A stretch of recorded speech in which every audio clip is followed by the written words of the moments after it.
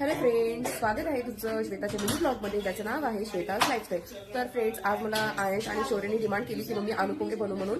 तर मी त्यांची डिमांड पूर्ण करणार आहे. तर आयश, काय बनवायचे आहे?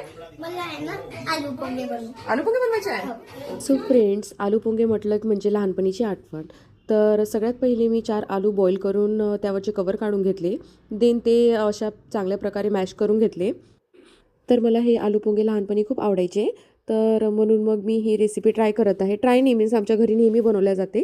त्यानंतर मी काय केले, कांदा बारीक कट करून घेतला, त्यामध्ये टाकला. त्यानंतर हळद, मिरची पावडर. तर तुम्ही इथं मिरची पावडरच्या जागेवर ठेसासुद्धा ॲड करू शकता, बट इथं शौर्याला काही तो ठेसा आवडत नाही, तिखट लागते म्हणून.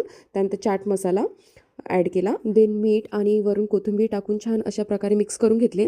देन मी कढईत तेल गरम करायला ठेवले पुंगळ्या तळायसाठी. तर इथं पुंगळ्या पण तळून घेत आहे. तर बघू शकता इथे तुम्ही.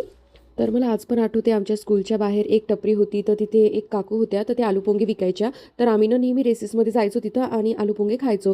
तर इथं आता आमचे आलू पोंगे रेडी आहे आणि मी शौर्याला आणायला लावले. तर बघू शकता इथे आम्ही मस्त आता आलू पोंगे खाणार आहोत. तर आलू पोंगे म्हटले की लहान मुलांपासून मोठ्यांना आवडेल अशी ही डिश आहे. तर असं आलू पोंगे खाताना ना असं लहानपणीच्या आठवणी ताज्या झाल्यासारख्या वाटतात.